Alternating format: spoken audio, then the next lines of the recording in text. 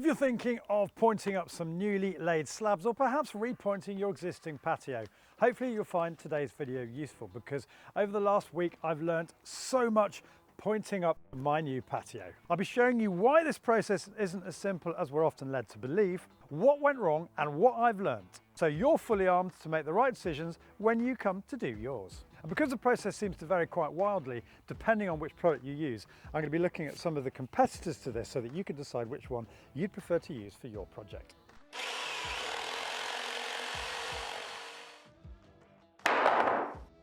Quick bit of background. We thought we'd do a simple kitchen knock through and install some underfloor heating, and all that started back in March. This has since morphed into a building project that at times has threatened to run out of control. We decided to fill in this corner of the house to remove a couple of walls here in the kitchen to open it up into a larger space. And whilst we waited for planning on that, we set about reconfiguring the garden, which involved removing over 100 tons of soil, which is actually quite relevant to why we paved all the way up to the house. More on that in a minute. My builders have laid 2 areas of paving. The paving, Raj Green Indian sandstone, came from a local salvage yard.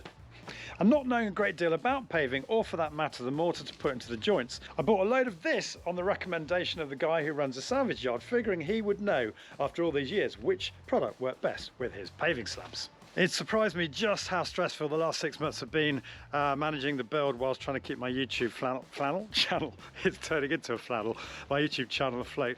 But the constant throughout this time has been my early morning ritual of drinking AG1, who are the kind sponsors of today's video and therefore helping me to keep making this content. What is AG1? It's a science-driven formulation of vitamins, probiotics and whole food sourced ingredients that support our brain, gut and immune system. For me, I've been interested in this for a while because I've been struggling to maintain my energy levels for the last few years now. I even resorted to going on that Zoe program recently. Should probably do a video on that. I think it's on its 52nd formulation. So when they got in touch with me, it was a no-brainer. I just jumped at the opportunity. I literally drink it every morning before going on my daily run with a mate who lives up the road and DIY dog. And I'm on my 2nd order now after exhausting the original supply. And the most noticeable benefit for me has been on Tuesday nights when I play five-a-side football with a bunch of people half my age. The energy levels. I used to turn up pretty exhausted, tired, nauseous with hunger. But now, literally, I'm the most energetic person on the pitch. And that only happened when I started drinking AG1. So head to my link in the description below to get a free 1-year supply of AG1 vitamin D3 and K2, which were those drops that I put into my serving earlier on. Plus you get 5 AG1 travel packs which you can take on holiday with you with your first purchase of AG1. Now there are obviously a few different ways of laying paving slabs, and people's views will differ on which is the best. But my builders decided to lay these paving slabs on quite a thick bed of sand and cement, with the ground below first levelled and then prepared with a layer of Type 1 MOT. Now there's quite an important point here that I hadn't really appreciated when we were doing this.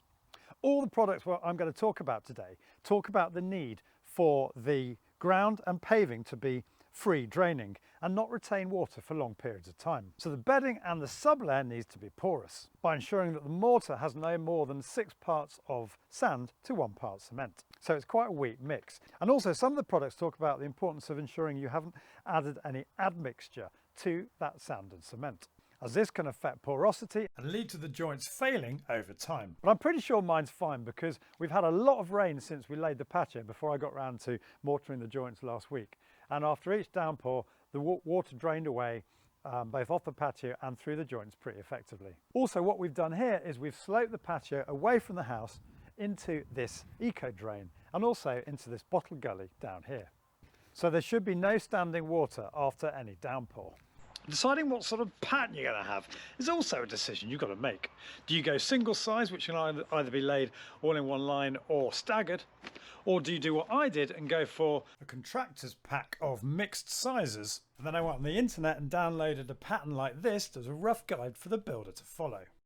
And what did I do? I posted a photograph of my progress on Facebook this week, and I got completely roasted by the wonderful people out there who basically poked fun at the fact that I had a load of crosses on the pattern, particularly around the side of the house. Now, quite why they were getting so excited about this, I just don't know, because you've seen how thick that bed of sand and cement was. Whether I have crosses or an interlinked pattern on my patio makes absolutely no difference to the structural integrity of it. And although I'm slightly OCD, I'm literally never going to notice this, and I'm very happy with what they've done. The other thing one of the keyboard warriors tried to suggest on Facebook was that by patioing right up to the house like this, I was in some way breaching building regs. Well, that's rubbish as well, because the patio is 150 mil, it's actually 160 mil below the damp-proof course, which is within the building regs requirements of 150 mil. And there's a couple of reasons why we've done this. When we started excavating this area, we found a house with no foundations. The bricks were literally sitting on soil. The soil was too high, which meant the walls were damp inside. And even worse, we had a downpipe which was leaking straight into the ground because the clay pipes below the ground were split. This has all now been fixed. We've rebuilt the house down to proper foundations and we've got a damp-proof course.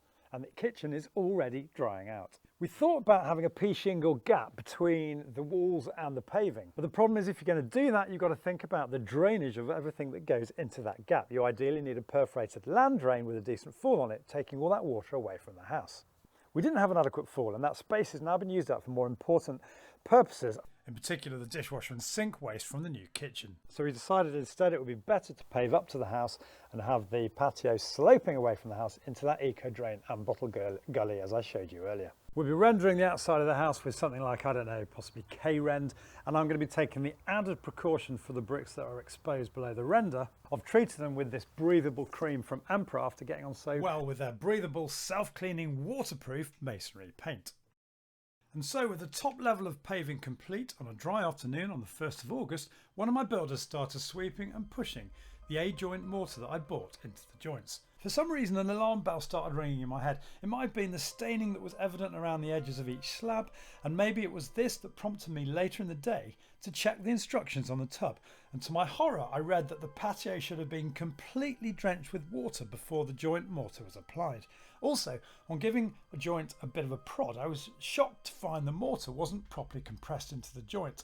So at 10 PM that night, with the thunder clouds gathering overhead, DIYte and I set about repacking the mortar into the joints, this time using my tile grout float, which luckily I had left over from tiling and grouting the bathroom, and tuck pointer with the patio wet. Obviously not ideal, but luckily it had been a warm day so the grout hadn't really started curing, and we managed to complete the work around midnight and get the tarpaulin on just before the heavens opened. This tarpaulin has been a brilliant purchase, don't know what I'd have done without it on this job. So with the builders now gone and the paving complete, apart from this section, which is going to have to wait until our finances have recovered sometime next year, getting those joints mortared before the winter has become one of my most pressing jobs because I don't want frost getting into those joints. And after that first false start, let's have a quick look at the tools that I've used to complete the job.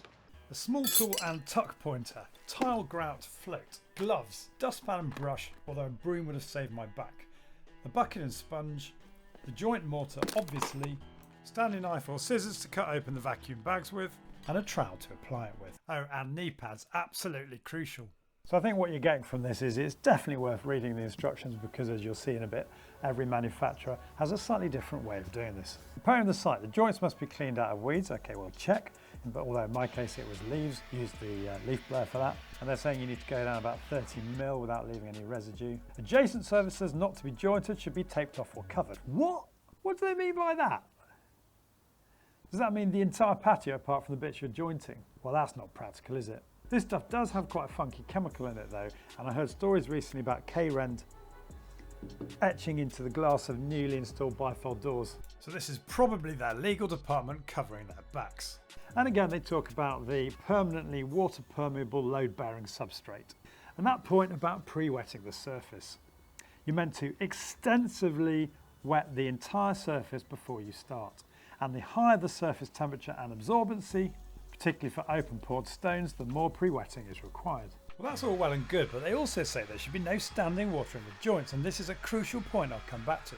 It's not very easy to intensively pre-wet and then guarantee no water in the joints, but I did my best with my leaf blower to clear it out. It comes in a vacuum sealed pack, and once you've opened it, the race is on to use it up.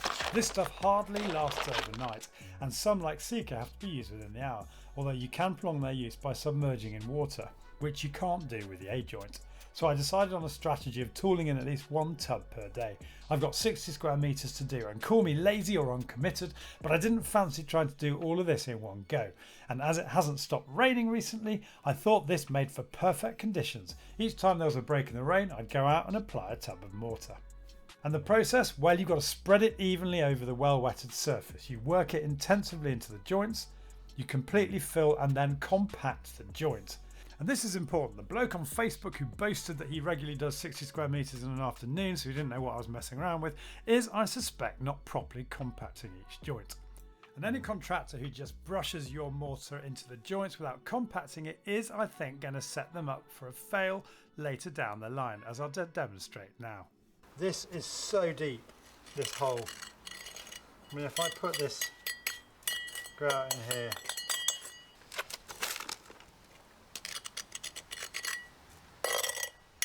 just keep putting it in a short period of time, you know, it'll get to the surface, a bit like it's doing now.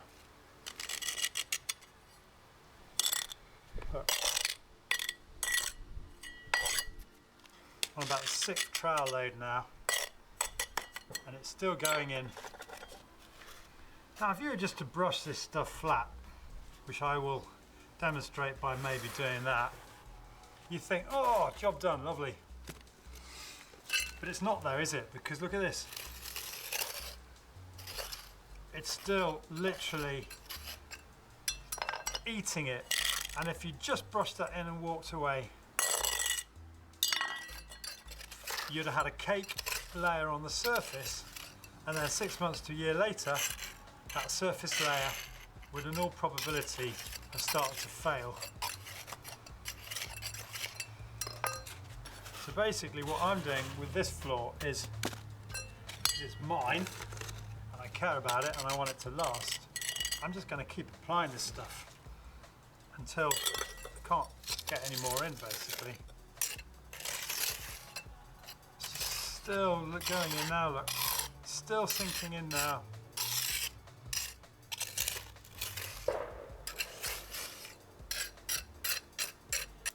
And the reason for this, got to say the builder's done a really good job with the paving slabs.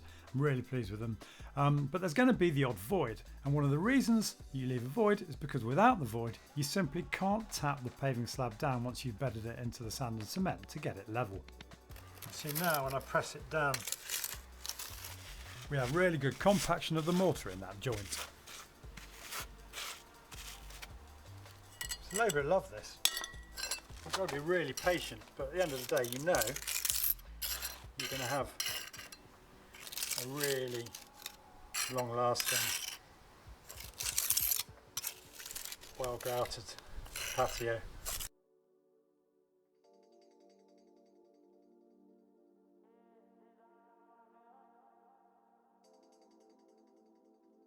Now there'll be a lot of people out there, particularly the pros, that say, why didn't you brush it into the joints rather than using your trowel? Well, again, it came down to the fact that I had to compact each joint. I really wanted to make sure this was done properly, and if I was brushing it into large areas of paving, I just wouldn't have had the time or the focus to make sure that every single joint was compacted properly. So yes, it probably took me longer, but I think I did the job better. Directly after filling, you carefully clean the stone with a fine broom, or in my case, dustpan and brush, because my broom broke recently in all the building works. And you work it diagonally across the joint to remove all residues. And it's actually really important that you remove all of the jointing mortar that's on the surface, because I didn't last week when I rushed inside mid-job to watch England on TV at the World Cup, and I was left with this unsightly mottled effect on the tiles that I didn't bother to clean. And you don't reuse any of the material that's been swept off. You need to then protect it from heavy rain for 12 to 24 hours, which is why that tarpaulin came in handy. And you can clean with a pressure washer of up to 100 bars, provided you hold it 30 centimetres away, a minimum of 7 days after applying the mortar. I had some tricky obstacles to point around, like these bottle gullies and obviously the eco drain, but the mortar worked really well in all of these and has set rock hard. And as you know, I'm a DIY like you. This is the first time I've used this stuff, so without that benefit of experience, I did encounter a couple of problems. And I'm going to talk you through these because it just outlines how hard it is to apply this stuff. Firstly, I had an issue with the mortar peeling away. If the joints have water in and the mortar becomes waterlogged and you add some sun to the mix, I've found that the top couple of millimetres of each joint started sort of almost delaminating, basically peeling back from the rest. In short, it goes hard and lifts from the surface. Now this happened a couple of times on a reasonably widespread area. First time I obviously wasn't expecting it, and the second time I figured out what was happening, and I did everything I could to make sure that the joint didn't have any water sitting in the bottom when I first applied the mortar. But as I said earlier, when they're so insistent that you waterlog your patio, particularly for porous surfaces like this, it's really hard to ensure that the joint doesn't have any water at the bottom when you start pointing it. I tooled the effective area as best I could and occasionally added more mortar if required. But it's really tricky keeping the conditions perfect, particularly where, like you can see here from this time lapse, the paving is drying out so quickly in the sun and wind. And then of course there was the issue of staining, where I didn't remove the residue quickly enough. So this stuff is a bit problematic to apply, so I thought what I'd do was check out the competition to see whether their products were any easier than on us DIYers. And so I jumped in the car and went to B&Q and my local builders merchants tippers to see what they had to offer. B&Q have Seeker's Fast Fix. Basically it's very similar to the A-joint. The area needs thoroughly retting first. Also, it says there's to be no standing water in the joints. It needs brushing in and compacting. Again, this is very similar. But this time it needs to be used within 1 hour of opening, although the bags are smaller. And what is slightly different, any unused mortar can be immersed in water and kept for quite a long period of time. Which is brilliant because you avoid all the wastage like I've got here. But it's when I got hold of the detailed instructions that come inside the tub of Easy Joint at Tippers that things got really interesting. The instructions on the side of the tub tell you to soak, pour, sweep and rinse and then compact with the trowel. But there is also a full set of instructions inside the tub. The level of detail is impressive, and I love the fact they say if you're reading this after using the product, it's too late. They deal with that problem I told you about. If the joint doesn't get full exposure to the air, I guess because mine was waterlogged, the top will crust over with the lower section not curing properly. It was the Easy Joint instructions that gave me that information about making sure that your mortar mix isn't more than 6:1. And also the point about not adding admixture. And it also said that for sensitive stones, which I bet my Indian Raj sandstone is, the stone should be protected with an appropriate sealer first. Now my issue is most of the staining I've got, apart from that speckled bit where I was watching the rugby, is due to actually the sand and cement. With the best will in the world, my builder did a great job, but I think the damage was done when he tried to fill the joints after actually laying each slab. Also, if you use a sealer like, for example, Seeker's Patio Seal, won't that repel the water and therefore be a bit of an issue, given that both of these products say that you've got to completely waterlog the surface before you start? Or maybe when they're talking about waterlogging, they're trying to get us to drench the surface so you don't get that staining. In which case, I suppose that protective sealer layer would do the job just as well. So applying a protective sealant seems to me to be a pretty good idea, and I'm surprised that Easy Joint is the only manufacturer that mentions it, and even there, it's hidden in the last page of their instructions. And as just mentioned, you can get products like this Seeker's Patio Seal. So what conclusions can we draw from all this? I can't believe I've kept you for 16 minutes on a video about mortaring a patio. Well, I've got to say I'm pretty happy with the result. Yes, I had a couple of problems, the main one being the mortar caking over like it did. But I think on balance it was a lot easier to use this stuff than it would have been if I'd been trying to tool in a traditional sand and cement mix. If I had my time again, I'd probably ask my builder not to tool in that sand and cement on top of the slabs that he'd already laid so that they didn't stain the surface. But I'm guessing some cement residue remover will clean them up nicely, and maybe I'll do that in the spring, assuming it doesn't harm the joint mortar, and I think this feeler product seems to be sufficiently delicate to tick that box. And of course, if I just don't care about it, the cement residue will disappear in time as the slabs weather. So I think I'll finish by saying this experience has given me a renewed respect for the professionals out there that do this on a daily basis. And I could have really done with some of that experience before I undertook this challenge. So any professionals out there or DIYers who have done quite a few patios like this, and if you've got your own experiences and hints and tips to share, it'd be great to hear from you in the comment section below this video. Details of everything I've used today will be in the description below the video, which of course you can access in the usual way by clicking on the show more links. And if you're new to my channel, it would mean a lot to me to have you subscribe. You can do that by clicking on the link here, and don't forget to click the bell notification icon so you get notified of all my future uploads. Thank you for watching today, and I'll see you soon.